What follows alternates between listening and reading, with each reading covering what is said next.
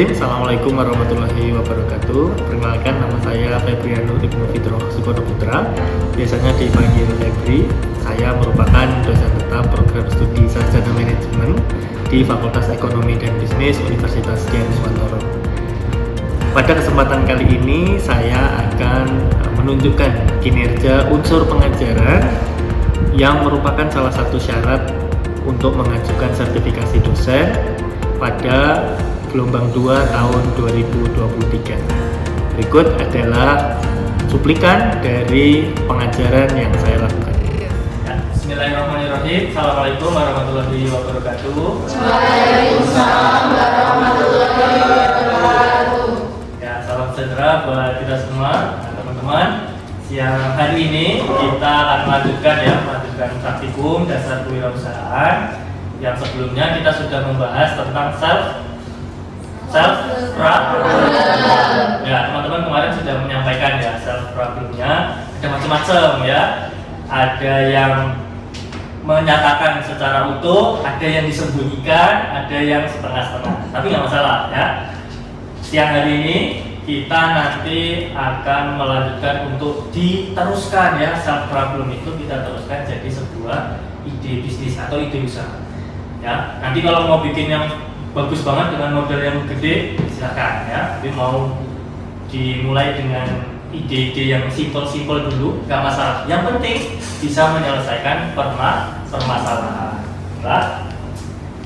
Nah, topiknya pada siang hari ini berkaitan dengan kreatif dan inovatif dan juga bisnis idea. Nah, ada beberapa yang akan kita bahas ya. Pertama ada deskripsi tentang mata kuliah, yang kedua ada kemampuan yang diharapkan dari pertemuan hari ini, lalu yang ketiga ada mode dan metode pembelajaran, lalu ada juga materi pembelajaran.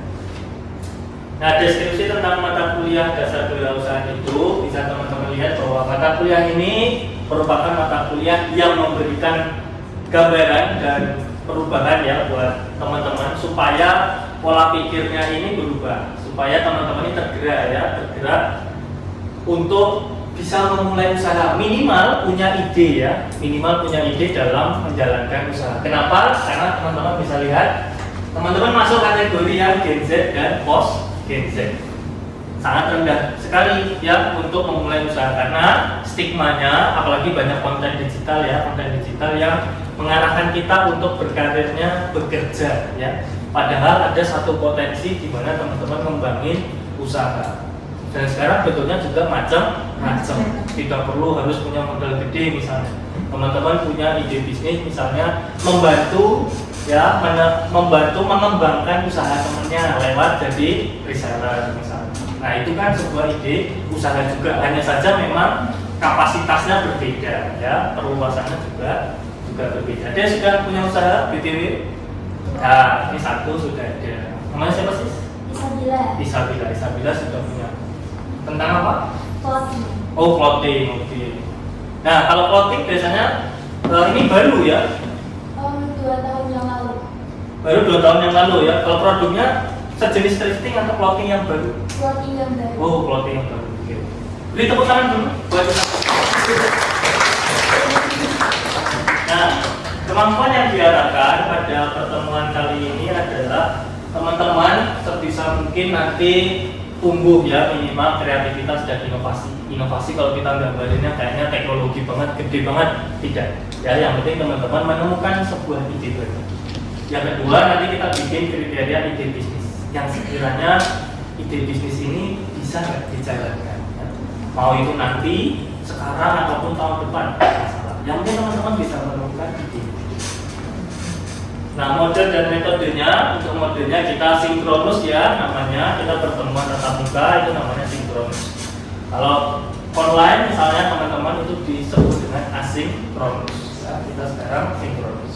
Lalu untuk metodenya nanti teman-teman ada praktikum, ada praktek ya, terus nanti kita diskusikan kira-kira butuh masukan apa nih dari ide bisnis yang sudah teman-teman bikin. Nah, untuk materinya yang pertama, apakah berpikir itu? Pernah berpikir kan? Ya, silakan siapa? Satu saja. Silakan berpikir itu kegiatan yang ngapain menurut teman-teman aja. memikirkan suatu hal. Terus apa? Cari solusi. Mencari solusi. Terus apa lagi berpikir? Memecahkan masalah. Memecahkan masalah. Nah, itu kegiatan yang teman-teman lakukan dalam kategori berpikir.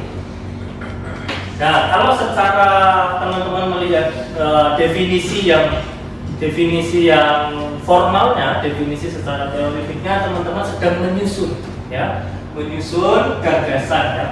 gagasan secara sistematis berkaitan dengan nalar ya, dan juga membentuk sebuah pendapat. Jadi ketika kita mau mengutarai pendapat, pasti kan kita sedang melakukan kegiatan berpikir ya sebelum diutarakan. Lalu kenapa biasanya ya, kalau kita itu berpikir di samping itu harus kreatif ya? Kenapa? Karena harus berkaitan dengan ide. Nah, ini salah satu contohnya ya. Kenapa harus kreatif? Karena kreatif itu membuat sesuatu. Yang pertama, biasanya kreatif itu berkaitan dengan mengkombinasikan. Yang kedua, reverse, membalikkan keadaan ya. Misalnya ada keadaan A, bagaimana kalau kita lakukannya B? Ada dampaknya atau tidak ya? Yang ketiga, mengeliminasi. Biasanya sudah ada yang panjang ya, misalnya rentetan produknya sudah bagus, sudah komplit. Sepatu itu, misalnya clothing tadi ya, baju itu komplit tuh ya, lengan panjang dan lain sebagainya. Gimana kalau kita potong lengannya ya, jadi setengah, atau kita potong jadi istilahnya apa? Flat bone ya. Flat bone apa? Nah, itu istilah dalam produk-produk kategorinya yang berpikir kreatif. Lalu yang berikutnya ada alternatif, ada twist, dan juga ada elaborasi. Nah, syaratnya dalam berpikir kreatif itu minimal ada 3. Pertama, melibatkan respon atau gagasan yang baru. Ada nggak hal baru yang kira-kira bisa ditemukan kayak clothing tadi? Yang dijual lengan panjang atau lengan pendek? Dua-duanya. Yang leggong ada? Tidak. Nah, itu ada celah yang bisa kita ambil di sana sebagai ide kreatif ya. Ada salah satu jenis produk baru, bahkan jadi tren fashion ya. Kerah itu biasanya full segini ya. Ada yang dipotong segini ya, dipotong lagi segini misalnya. Jadi tren kan? Nah, itu adalah celah yang bisa kita peroleh atau bisa kita dapat. Yang kedua, memecahkan persoalan ya. Kalau fashion itu persoalannya banyak, bukan hanya karena seseorang itu butuh pakaian, tidak lagi yang seperti itu. Tapi seseorang keluar rumah harus dengan gaya. Itu permasalahan yang bisa teman-teman pecahkan. Jadi bukan lagi kayak orang tuh butuh pakaian untuk menutupi badan, tidak lagi ya. Tapi lebih kepada gaya. Kayak teman-teman yang pakai jilbab misalnya ya, keluar tidak lagi hanya untuk menutup aurat, tapi juga harus bergaya. Yang tidak pakai jilbab misalnya, rambutnya juga tidak boleh polosan, ya kan? Harus ada gaya, yang ikal, yang keriting, yang berwarna-warni dan lain sebagainya. Karena satu tujuannya ya, ingin bergaya. Jadi kebutuhannya bukan lagi pokok ya, semua sudah arahnya lebih kepada tersier dan sekunder. Berikutnya yang ketiga, kreativitas merupakan usaha untuk mempertahankan insight ya, yang original, harus ada originalnya. Ingat tadi seperti yang saya singgung di awal bahwa ide itu nggak harus yang gede banget. Kalau bisa gede banget bagus ya, tapi kalau belum bisa menemukan yang kecil-kecil dulu. Tidak perlu bikin sesuatu yang murni baru, bisa saja menambah. Misal kos kaki ya, dulu sekolah kos kaki polos. Kalau nggak kuliah nggak mungkin ya. Bisa kita tambahin garis 1 udah jadi trend fashion tersendiri. Garis 2 belum, kalau warna-warni ya itu beda lagi. Ciri-cirinya, nah teman-teman ya, memenuhi ciri-ciri orang kreatif pertama ingin tahu ya. Kalau biasanya nemui ya, baik diri sendiri atau temannya, ketika ada sesuatu yang lagi booming, alah biarin aja. Nah itu tidak memenuhi ya, karena kita harus minimal ingin tahu ya. Perkara nanti kita ingin menindaklanjuti atau tidak itu belakangan. Yang penting kita punya rasa ingin tahu. Yang kedua, punya gagasan, menyampaikan pendapat, tidak malu ya. Tidak malu dan tidak ragu, karena salah dan benar itu hasil belakangan. itu yang menentukan orang lain, bukan kita. Tapi kita merasa bahwa apa yang kita pikirkan itu harus disampaikan. Nah, berikutnya bebas. Bebas di sini bukan sembarangan ya. Teman-teman tidak memiliki tendensi, tidak memiliki halangan. Ketika ingin menyampaikan sesuatu, ya, sampaikan saja begitu. Perasaan itu yang banyak orang tidak miliki. Mereka merasa bahwa kalau saya melakukan ini nanti dinilai bagaimana ya. Atau biasanya kita kenal kalau bahasa zaman sekarang overthinking. Nah, gaya-gaya seperti itu menghambat kita untuk berpikir kreatif karena kita memikirkan perasaan orang lain atau kita memikirkan persepsi orang lain, bukan memikirkan persepsi kita sendiri. Yang keempat, menonjol ya. Biasanya kita sering tidak ingin terlihat ya, pengennya terlihat biasa-biasa aja. Wah, sorry itu sih ya, itu malah ketinggalan. Mestinya kita berupaya untuk menonjol. Perkara itu nanti kita terlihat dari sisi positif atau negatif, kembali lagi itu adalah hasil, efek, dampak ya. Tapi kita berupaya dulu supaya kita bisa menunjukkan gagasan kita, ide kita dulu. Berikutnya ada gigi, tidak mudah ya, tidak mudah dipatahkan ya. Kalau berdiskusi ataupun teman-teman menyampaikan pendapat, dikembalikan itu tidak mudah goyah. Nah, apa jadinya kalau seseorang tidak mampu berpikir kreatif? Satu, yaitu kegagalan dalam menghasilkan ide yang inovatif. Ini masalah yang sering dihadapi. Bagaimana ya menghasilkan ide usaha cemerlang? Enggak, pertanyaan paling dasar. Bagaimana kita ini bisa rebahan di rumah tapi cuannya naik terus, ya kan? Nah, itu pasti semua orang ingin seperti itu ya. Begitu, itu pasti seperti itu. Hanya saja banyak yang mesti kita lakukan untuk mencapai ke sana. Tapi kalimat itu menjadi motivasi ya, menjadi ide dari semua orang. Pengennya pasti ke sana. Nah, nanti dampaknya adalah berpikirnya begini, bagaimana usaha apa yang sesuai, apakah di bidang pendidikan, ya, misalnya bikin les-lesan ya, tidak bikin sekolah, misalnya ya, bikin les-lesan begitu ya. Lalu bagaimana jadi kontraktor, bagaimana jadi catering, bagaimana jadi supplier A, B, C, D. Muncul banyak ya, muncul banyak ide. Maka stop ya, jangan kebanyakan dipikir ya, seperti di sini jadinya ya. Jadi saya nggak tahu nih masalahnya apa karena kebanyakan ide ya, kebanyakan hal yang mau disampaikan. Maka mari kita diskusikan. Nah ini cara mencari ide bisnis. Cara mencari ide bisnis yang pertama menciptakan kuota ide setiap hari. Nah itu caranya dari melihat, mendengar dan juga merasakan ya apapun yang ada di lingkungan sekitar itu bisa menjadi sebuah ide. Contohnya just tip ya. Just tip itu kan kebutuhan orang kayak mau ke sono kejauhan, mau ke sini males ya, mager banget nih. Maka kita muncul sebagai just tip. Mau hujan-hujanan, mau panas-panasan ya. Demi apa? Demi cuan gitu. Nah, itu salah satu celah yang dibaca selain pertama dulu zamannya reseller. Terus ada dropshipper, maka sekarang just tip itu menjadi alternatif baru. Setiap hari gitu. Cuma yang menjadi kendala kita bersama adalah tidak ditulis. Biasanya apa yang menjadi ide kita tuh tidak ditulis. Nah, mungkin teman-teman bisa setiap hari itu tidak hanya merekap kegiatan hari ini ya, tapi juga besok itu saya mau ngapain.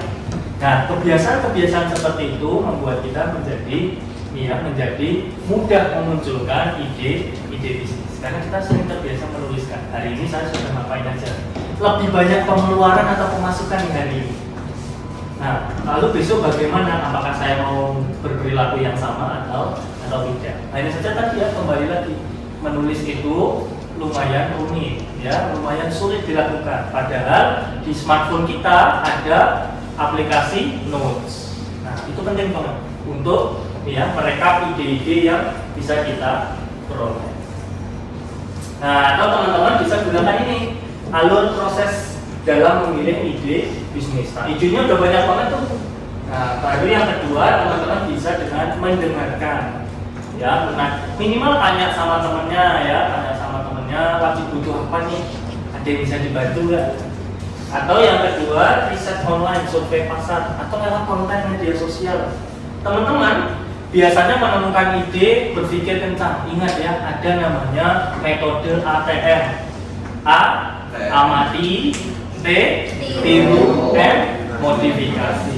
Nah, itu bisa digunakan.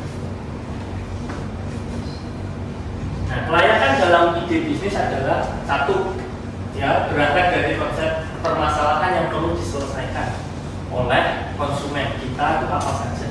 Yang kedua, amati masalahnya yang dialami. Yang ketiga, menemukan solusi atas permasalahan tersebut dengan produk atau barang jasa, ya. Nah, memberikan solusi, terus punya produk, punya pasar yang jelas. Nah, silakan teman-teman. Nah, kita bikin praktek, bikin mind map. Pernah ya bikin mind map ya? Nah, kita bikin mind map. Kurang lebih ada 6 poin ya. Jadi teman-teman bisa gunakan laptopnya. Yang pertama, what is your market need? Kira-kira kebutuhan pasarnya apa? Kira-kira butuh apa saja ya. Yang kedua, ide bisnis yang mau ditawarkan apa? Yang ketiga, keutamaan ya, benefit yang akan diperoleh mereka apa saja. Yang keempat, media dan marketplace. Nah, teman-teman mau memasarkannya di mana atau menjualnya di mana. Yang kelima, model-model yang dibutuhkan apa saja, baik dari finansial, karyawan, human resource ya, terus juga marketing budget, biaya promosi butuhnya berapa banyak. Yang keenam, bagaimana memaintain customer relationship hubungannya, misalnya melalui media sosial ya, kita membalas ya DM, membalas komentar dan lain sebagainya. Nah, silakan nanti teman-teman bikin, digambar boleh ya, digambar juga boleh atau diketikkan saja, tidak masalah ya, silakan. Mungkin kurang lebih waktunya berapa ya, 10 menit ya, 10 sampai 15 menit 10 sampai 15 menit, silakan teman-teman dipraktekkan ya, begitu. Monggo silakan.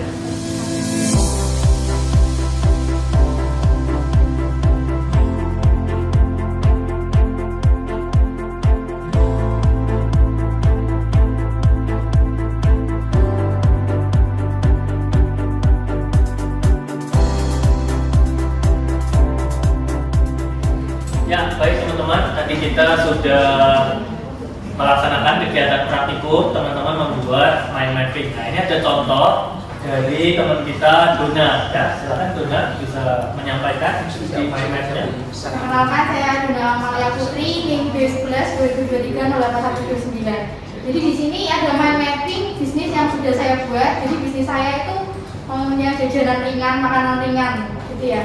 Yang pertama itu ada marketing, apa sih yang market perlukan gitu. Yang pertama itu ada, menurut saya, dari saya sendiri sebagai masyarakat, akhir-akhir ini tuh anak muda itu carinya jajanan makanan yang pedes-pedes, terus yang kriuk-kriuk gitu, tapi maunya yang micin gitu. Nah, dari itu muncullah ide bisnis saya untuk membuat makanan ringan tapi yang micin, tapi tetap yang pedes dan yang kriuk gitu. Lalu yang ketiga, benefit dari atau kelebihan dari produk saya, kenapa sih orang harus belinya saya gitu ya, karena di produk saya yang bisa dipercaya tanpa pengawet dan minim micin juga ya. Lalu yang keempat yaitu media marketplace saya. Jadi sementara saat ini kami menggunakan TikTok Live untuk marketplace-nya ya. Yang kelima yaitu budget untuk per produknya itu modalnya itu 15.000, sudah termasuk packaging dan produk. Lalu untuk marketingnya atau untuk live TikToknya itu budgetnya 1 juta per live, itu sudah termasuk dengan kamera dan host live dan juga kameramen. Lalu untuk karyawan produksi itu per karyawan bisa 65.000 per hari minimal kalau ada lembur ya. Mengenai pembukuan dan keuangan itu saya yang handle sendiri, jadi tidak perlu sumber daya manusia. Lalu yang keenam yaitu customer relationship. Di toko saya ini menyediakan seperti reward ya, untuk menjaga loyalitas pelanggan agar tetap beli ke kita pakai reward. Dan juga kita ada kayak kontak person gitu buat menyampaikan keluhan dan juga kalau ada mau pelanggan yang mau tanya-tanya barang, ada nggak sih gitu. Ya sekian banyak dari bisnis saya. Ya, beri tepuk tangan untuk Berta. Ya, mungkin ada yang mau bertanya tentang produknya Dona atau memberi tanggapan, boleh? Silakan. Siapa yang mau beri tanggapan? Ya, silakan. Perkenalkan dulu, namanya siapa? Nama saya Alina. Alina, ya, silakan Alina. Ini kan marketingnya udah bagus nih ya. Ada nggak sih rencana untuk dilakukan kayak secara nyata gitu? Kan masih ide gitu. Ya, terima kasih Alina. Ini marketing sebenarnya ini saya sudah kepikiran sejak SMK dulu. SMK sudah pernah juga berbisnis, cuman sempat berhenti karena ada beberapa kendala. Jadi mungkin nanti pengennya mau lagi sih, ada rencana nanti mau berbisnis ini lagi. Ya, thank you. Mungkin ada lagi? Ya, silakan. Naila. Ya, Naila. Saya Naila. Ya. Kan udah berempat kan penjualannya baru lewat TikTok Pak. Ya. Kenapa nggak diluas lagi juga Instagram atau marketplace lain seperti Shopee, Tokopedia atau yang lain? Terima kasih pertanyaannya. Jadi kalau menurut saya untuk masuk ke setiap marketplace itu pasti ada tantangannya, ada kelebihan kekurangannya. Dan itu masih tim kita pikirkan untuk masuk ke marketplace itu. Dan sampai sekarang ini yang menurut kita masih aman untuk produk kita ya di shop dulu sementara. Tetap ada pandangan kedepannya, cuma masih tim kita pikirkan lagi. Ada lagi? Sudah? Oh, ada lagi ya? Silakan. Perkenalkan, nama saya Debbie Fortune. Di sini saya akan bertanya, kan di situ kan makanannya kan tanpa bahan pengawet. Nah, gimana nih supaya packagingnya tuh supaya makanan itu tahan lama waktu di packaging gitu loh. Kalau maksudnya waktu pengiriman gitu ya Kak? Ya, sama packaging juga supaya tahan lama tuh gimana makanannya. Jadi kita marketnya itu di setiap daerah ada gitu Kak maunya. Jadinya nggak perlu pengiriman jauh-jauh, jadi tiap daerah ada, jadi kita dekat. Jadi insya Allah aman. Karena pas dekat-dekat gitu Kak, kayak dari Kudus, Semarang, paling kan 2 jam bisa Kak. Oke.